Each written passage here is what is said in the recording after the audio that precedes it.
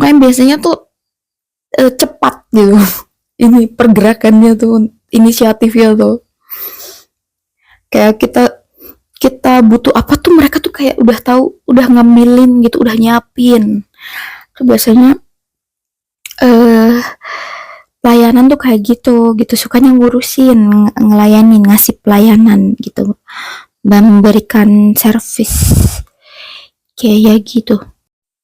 Jadi segera cek ya bahasa kasih utama kalian tuh yang nomor satu dan kedua tuh menurut versi kalian yang mana, dan tanya ke pasangan kalian juga gitu. Atau bisa kalian perhatiin ya dari sehari-harinya gitu. Lebih bagus lagi kalau perhatiin dan nanya gitu, jadi dua dua kali cross check gitu kan, gitu. Dan ini tuh akan sangat mempererat keharmonisan hubungan ya, dan akan menghindarkan kalian dari, menjauhkan dari mungkin perselingkuhan gitu, atau perilaku-perilaku yang menyimpang lainnya gitu. Tuh kalau yang waktu tuh biasanya sukanya tuh di telepon gitu, ketemu. Makanya kalau yang bahasa kasih utamanya bukan waktu, itu tuh biasanya sangat bisa LDR gitu. Kayak misalkan ditinggal kerja berhari-hari tuh pasti bisa. Kalau yang bukan bahasa kasih utamanya tuh waktu ya. Jadi nyantai aja gitu, selama mungkin misalkan bahasa kasih utamanya bukan waktu tapi sentuhan fisik. Pokoknya ya mau pasangannya berhari-hari nggak ada di rumah buat kerja, pokoknya pas datang ketemu tuh ada sentuhan fisik, udah gitu beres gitu.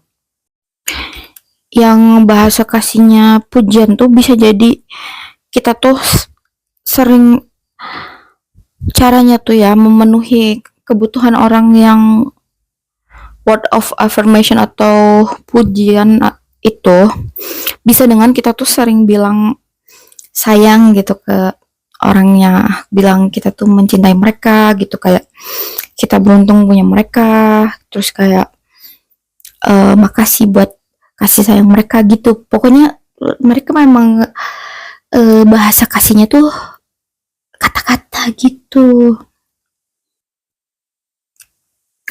Sebenarnya agak ribetnya tuh kalau misalkan pasangan bahasa kasihnya berbedanya tuh, yang satu tuh sentuhan fisik, yang satu enggak gitu.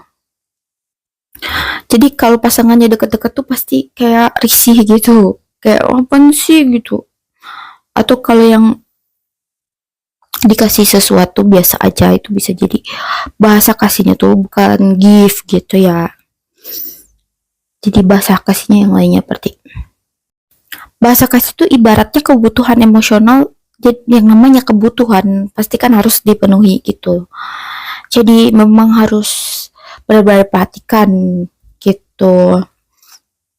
Karena biasanya tuh ya pokoknya makanya disebutnya bahwa kualitas hubungan kita sama pasangan itu mempengaruhi kebahagiaan kita, karena ya ketika kita kebutuhan emosionalnya tidak terpenuhi tuh memang terkadang kita jadi gampang stres gitu, kayak gampang mungkin marah-marah. Jadi kayak kita tuh ada aja gitu perilakunya tuh yang sulit dimengerti gitu, baik buat mungkin buat pasangan maupun diri sendiri, karena baterainya nggak dipenuhin gitu, baterai kasih sayangnya. Jadi apa ya, jadi kalau udah terpenuhi nih ya baterai kasih sayangnya, pasti happy gitu, tenang orangnya, anteng anteng gitu loh, damai, terus biasanya juga ceria, bersemangat gitu, karena kebutuhannya kan sudah terpenuhi dan sudah beres gitu. Dan kalau misalkan berbeda itu menurut gua solusinya tuh kalau bisa kalian gantian aja, misalkan kayak bahasa kasih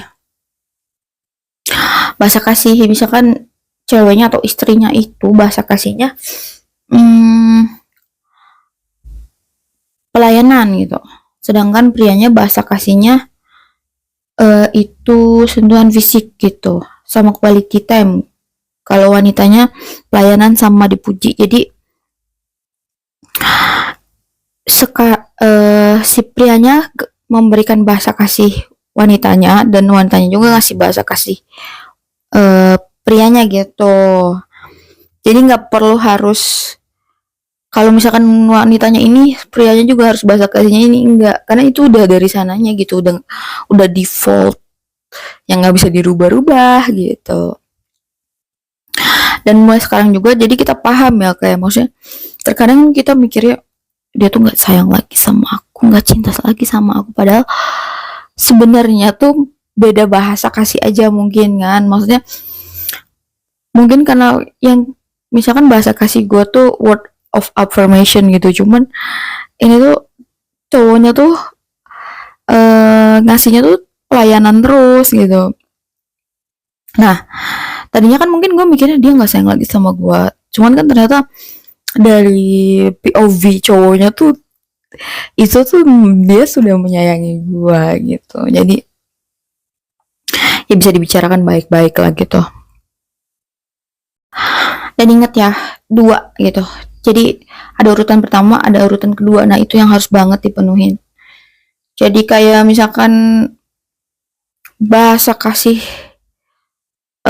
suaminya tuh adalah sentuhan fisik sama pujian gitu. Terus misalkan nggak dikasih nih ya sama istrinya, nggak dikasih pujian, nggak dikasih sentuhan fisik juga. Nah, ketika misalkan secara tidak sengaja dapat dari luar tuh, ya udah gitu, jadi bisa hilang tuh suaminya. Kayak gitu intinya ya. Jadi sebisa mungkin coba deteksi gitu. Dan kalau kalian cewek gitu ya, kalian pengen coba komunikasiin kayak gini tuh, mending memang ngomong langsung aja gitu, baik-baik, kayak sayang, bahasa kasih aku tuh kayaknya ini deh, bahasa kasih kamu apa ya kira-kira ya gitu. Atau nanyanya tuh gini, sayang, kira-kira kamu ngerasa aku cinta sama kamu nggak gitu, kamu ngerasa dicintai aku nggak? Kalau misalkan dia bilang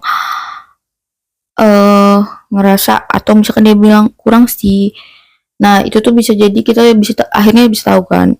Terus atau enggak tanyain, sayang, kira-kira selama ini setelah kita bersama dan banyak hal yang aku lakukan tuh, mana part yang kamu tuh ngerasa jadinya tuh ngerasa dicintai banget sama aku gitu, pas aku ngapain, pas momen apa gitu. Nah itu untuk menemukan bahasa kasih